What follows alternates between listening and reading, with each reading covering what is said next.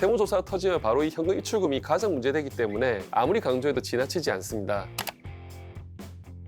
세금 문제에서 가장 뜨거운 이슈는 뭐니 해도 현금 입출금이죠. 지난 영상에서는 사업하시는 분들과 상속을 앞두신 분들께서 현금 입출금을 각별히 조심해야 하는 이유를 안타까운 사례와 함께 설명드렸는데요. 현금 입출금을 유의하는 이유는 문제가 터졌을 때 납세자가 국세청에 그 사용처나 출처를 소명하는 것이 무척 어렵기 때문입니다. 그래서 오늘은 지난 영상에 이어서 국세청이 현금 입출금을 어떻게 알 수 있는지, 현금 입출금이 언제 문제가 되는지 살펴보겠습니다. 현금은 그 돈이 어디서 났는지 출처를 추적하기가 무척 어렵기 때문에 국세청이 집중 관리하는 대상인데요.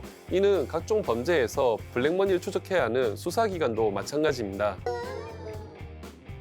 물론 내 돈을 내가 어떻게 사용하는지는 내 자유이기 때문에 현금 입출금을 몇 번 한다고 해서 무조건 세무조사 대상이 되거나 범죄가 되는 것은 아닙니다. 하지만 부동산 취득자금 출처조사와 상속세, 증여세 세무조사를 받을 때 현금 입출금 때문에 더 큰 곤욕을 치를 수가 있습니다. 그렇다면 국세청은 현금 입출금을 어떻게 파악할까요?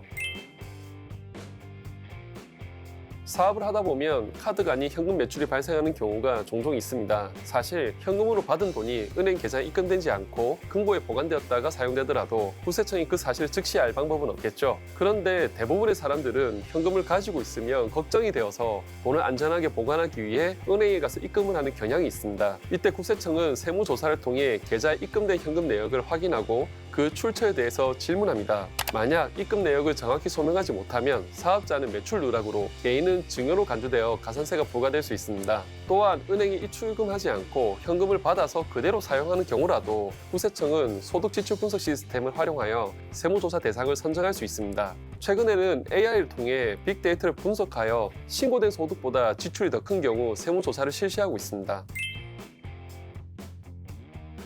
두 번째는 금융정보분석원이 은행부터 보고받은 고액 현금 입출금 및 의심 거래를 자체 분석하여 국세청에 통보하거나 국세청이 금융정보분석원에 자료를 요청함으로써 국세청이 고액 현금 입출금을 파악하는 경우입니다. 국세청은 매출액, 재산, 소득 규모에 비춰 현금 입출금의 빈도가 높거나 액수가 과다해서 조세 탈루가 의심되는 경우 해당 정보를 금융정보분석원에 요청할 수 있습니다. 또한 역외 탈세가 의심되는 거래 정보가 발견되거나 국세청장이 제시하는 조세 포탈 혐의에 해당하면 금융정보분석원은 해당 정보를 국세청에 제공해야 합니다. 그렇다면 국세청은 금융정보분석에서 받은 자료를 어떻게 처리할까요? 먼저 통보받은 자료를 다시 검토해서 조사 대상을 선별합니다. 이 중 일부는 정기 세무조사 대상이 되거나 극단적으로는 사전 통지 없이 세무 자료를 입수하는 비정기 세무조사의 대상이 되기도 합니다. 국세청은 2010년부터 2022년까지 총 93,439건의 FIU 정보를 세무조사에 활용하였고, 이를 통해 7년간 연평균 2조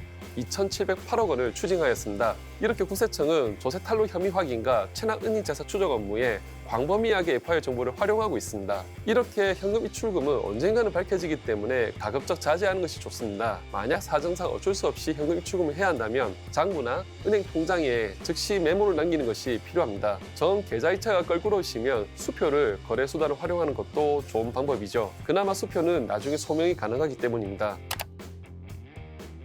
오늘 영상에서는 국세청이 현금 입출금을 파악하는 경우와 주의해야 할 점을 살펴보았습니다. 다음 영상에서도 어려운 세금 문제를 더 쉽게 풀어보는 시간을 가지도록 하겠습니다. 감사합니다.